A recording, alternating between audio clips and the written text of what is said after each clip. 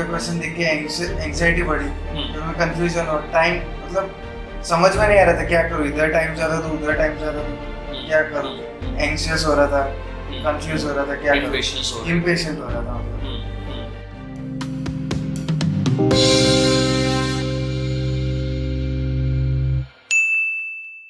Hello everyone, Mrunal here. Welcome to Acumen 360 Gate Academy, Vadodara Center. आज आपके सामने एक यूनिक स्टोरी लेके मैं यहाँ उपस्थित हुआ हूँ। यूनिक स्टोरी इसलिए है बिकॉज पार्थ खड़से जिन्होंने एक ही दिन पे 2 पेपर लिखे, सुबह इलेक्ट्रॉनिक्स, दोपहर में इंस्ट्रूमेंटेशन। अब कहानी में ट्विस्ट ये है, इलेक्ट्रॉनिक्स में जो इनका कोर ब्रांच है उन्होंने एयर लिया है, एयर आया है उनका 851, और दोपहर में इंस्ट्रूमेंटेशन का पेपर लिखा और वहां पे उनका रैंक है 145। So first of all Parth, congrats for getting 145th rank in IN.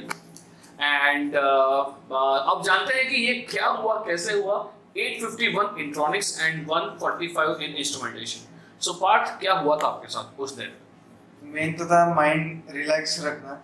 जो मेरा ईसी के पेपर के मतलब जब ईसी का पेपर देने बैठा तो पेपर स्टार्टिंग में सब नॉर्मल गया, पर बाद में धीरे धीरे एक्साइटमेंट हुआ, बाद में कोई क्वेश्चन देख के एंग्जाइटी बढ़ी, तो मैं कंफ्यूजन और टाइम मतलब समझ में नहीं आ रहा था क्या करूँ, इधर टाइम जा रहा था उधर टाइम जा रहा था, क्या करूँ, एंग्शियस हो रहा था, कंफ्यूज हो रहा था, क्या करूँ, इम्पेशेंट हो रहा था मतलब। बल्कि अगर मैं आईएन के पेपर में देखूँ, मैं उधर इतना रिलैक्स था, बहुत ज्यादा रिलैक्स था, मतलब उधर कुछ टेंशन नहीं, कुछ कंफ्यूजन नहीं, जो फ्लो में जा रहा फ्लो में क्लियरली जा रहा था। मतलब इतना पेशेंट था, 1 घंटे में मेरा पूरा पेपर हो गया था। सीरियसली? यस। ओके। पूरा पेपर मैंने ऑलमोस्ट 3 बार किया था उस दिन, आईएन का पेपर। ओके, और कितने मार्क्स आए आपके? मेरे आईएन में मार्क्स 70.67। ओके। तो वही एक था कि जितना ज्यादा माइंड को रिलैक्स रख सके एग्जाम के टाइम पे, वो ट्राई करना चाहिए रिलैक्स रखने का। अगर वो ना हो तो देखिए। हाँ, रिजल्ट दिखता है कि इलेक्ट्रॉनिक्स में लाइक सीधा I think you got 45 marks in electronics, 45.3 marks. ये क्यों हुआ? कहीं ना कहीं इलेक्ट्रॉनिक्स में इंपेशेंस हो गया, एंजाइटी हो गया। एक्चुअली एक तो ऐसा होता है कि ज्यादा सुना होता है कि इसी का पेपर बहुत टफ होता है, कट ऑफ बहुत 26 पे जाता है, 25 पे जाता है।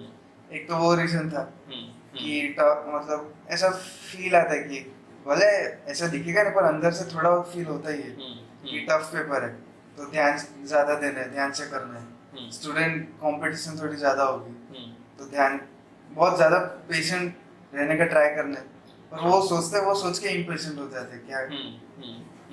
बल्कि आईएन का पेपर अगर कंपेयर करूँ तो मैंने एक्सपीरियंस भी किया था लास्ट ईयर कि इजी पेपर होता है और सुना भी होता है इजी है, तो ये उसके वजह से भी एडवांटेज हुआ कि रिलैक्स माइंड था। बिल्कुल, तो एक positive and relax mindset would definitely help you out in the examination. So that is what the part story conveys to the students and those who are aspiring GATE 2023. ये तो बात हुई part on the day of examination, but इससे पीछे का जो कहानी है, because you took a drop for this examination, तो आपने ये ड्रॉप क्यों लिया? एक रीजन था कि मेरे जो कॉलेज के परसेंटेज थे बहुत बॉर्डर पे थे, मतलब कोई भी कंपनी में अगर हमको अप्लाई करना हो तो मांगते हैं हमको 60% चाहिए तुम्हारे करंट सेमेस्टर का फॉर कैंपस प्लेसमेंट। मेरे हो रहे थे 59.06 जितने कुछ, तो मैं उसके वजह से एलिजिबल नहीं था। उल्टा मैं टीसीएस में एग्जाम भी दिया था, डिजिटल के लिए क्वालिफाई भी हुआ था, पर बाद में उनका मेल आया कि you are not eligible because of college percentage. तो उसका डिसाइड कर लिया कि अभी कुछ भी हो, जॉब में तो जाना ही नहीं है, गेट करके मास्टर्स करके फिर आर&डी जिसमें कुछ घुसना है। ओके, तो कहीं ना कहीं एक विजन क्लियर था। तो फिर ये ड्रॉप लेने का डिसीजन लेने के बाद ये जर्नी स्मूथ तो नहीं रहा होगा पार्थ। सो ये क्या जर्नी रहा आपका? मतलब वो एक कभी दोस्तों को देखता था सब पैसे कमा रहे हैं, हम इधर बैठे कोर्स कर रहे हैं, मतलब पढ़ रहे हैं वापस से पूरा जो हमने 4 साल में पढ़ा वापस पढ़ रहे हैं। मतलब थोड़ा कभी कभी फील होता था ये क्या कर रहा हूँ, अभी वेस्ट कर रहा हूँ 1 साल, ड्रॉप लिया है, कुछ नहीं हुआ तो क्या, तो ऐसे थॉट्स आते हैं। बिल्कुल आते हैं। वो टाइम पे सबसे ज्यादा हेल्प होती है फ्रेंड्स की, फैमिली की। मतलब मेरे फ्रेंड्स जो थे खुर्शीद, दे, प्रामाणिक, ये सबके साथ बात होती थी, सब एक दूसरे को मोटिवेट करते थे, मतलब कि कुछ भी हो फोड़ना तो है, इस बार कुछ भी करके घुसना है। Peer group matters a lot. Yes, group matters a lot, मतलब तुमको मोटिवेटेड रखेगा, सेल्फ मोटिवेशन रखेंगे। 1 महीना ज़्यादा से ज़्यादा 2 महीना, उससे ज़्यादा सेल्फ मोटिवेटेड रहना इज वेरी डिफिकल्ट। वो टाइम पे फैमिली बहुत काम आती है। मेरा भाई है, he used to motivate me a lot, मतलब वो मोटिवेट करना है अपने को, भले कुछ भी हो। 1 साल है, अभी बहुत टाइम है, हो जाएगा। तो कहीं ना कहीं आई रिकलेक्ट जब 2021 में इनका फर्स्ट अटेम्प्ट था पार्थ का, तो in December January he was facing medical issues also. yes, So even we talked a lot at that time, and he could not perform well, and he took a drop, and right now results are there, 145 rank in instrumentation. So Parth, आपका strategy क्या था? कैसे आपने subject को recall किया, पढ़ाई किया, notes कैसे किया? मतलब सबसे इम्पोर्टेंट चीज़ है नोट्स क्लीन होनी चाहिए, बने उतनी, मतलब क्लीन होता है ऐसा नहीं कि एकदम अच्छे हैंडराइटिंग में लिखना है सर, तुम बाजू में भी लिखो, पर तुम पढ़ो तो तुमको समझ में आना चाहिए क्या लिखा है, भले दूसरे को ना, खुद को आना चाहिए क्या लिखा है, क्यों लिखा है।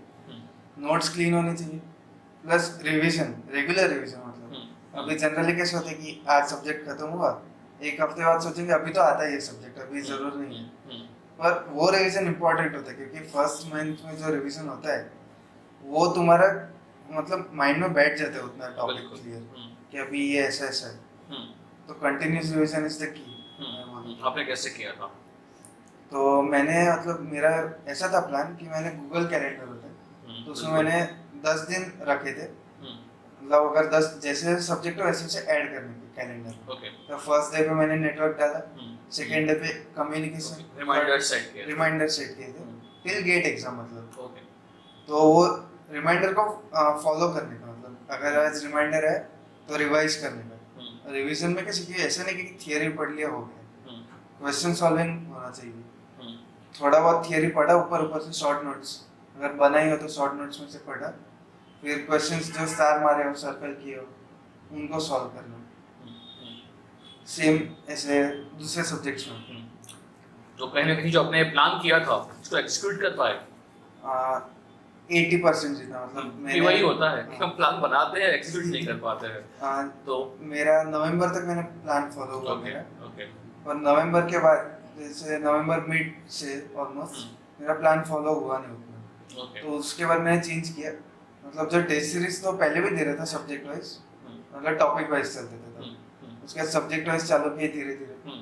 तो वो टेस्ट सीरीज में देखता था कि मार्क्स कहाँ हो रहे, एनालाइज करना टेस्ट सीरीज को वेरी इंपॉर्टेंट। क्योंकि लोग क्या करते, टेस्ट सीरीज दे दिया, मतलब मैं खुद ऐसा करता था 21 के टाइम, हो गया मार्क्स देके खत्म, अभी कुछ नहीं। पर सबसे इम्पोर्टेंट चीज होती है टेस्ट सीरीज के बाद कि अभी करना क्या है। जब टेस्ट सीरीज में देखा ये क्वेश्चन तो मुझे आता है पर हुआ नहीं, क्यों नहीं हुआ, फॉर्मूला याद नहीं आया, कंसेप्ट में प्रॉब्लम है, क्या प्रॉब्लम, सिली मिस्टेक हो गई, सिली मिस्टेक हो गई। और रिकॉग्नाइज किया उसका, उसको लिख के रखना, जो मैंने नहीं किया, that is a mistake I did. अगर वो लिख के रखा होता तो शायद मेरे जो सिली मिस्टेक्स मैंने इसी के पेपर में किए वो ना होते। तो वो ना, जो भी मिस्टेक्स है वो पता होनी चाहिए, मतलब रिकॉल करते रहना चाहिए। बिल्कुल। So any advice which you want to give to the students जो अभी एस्पिरेंट्स हैं उनको? बी पेशेंट, बी कंसिस्टेंट, मतलब रिवीजन रेगुलर रखो, क्वेश्चन सॉल्विंग होना चाहिए कुछ भी हो, मतलब हफ्ते में 3 से 4 दिन क्वेश्चन सॉल्विंग होना चाहिए, भले 2 दिन तुम थियरी पढ़ो, पर question solving is very important. So, if I just conclude this session or this video, तो कहीं ना कहीं पार्थ की स्टोरी यही कन्वे करती है कि एक positive mindset in both the times, preparing के टाइम पे एज वेल एज जब आप पेपर लिख रहे हो, it would affect a lot. So I really hope you have gained something from this story.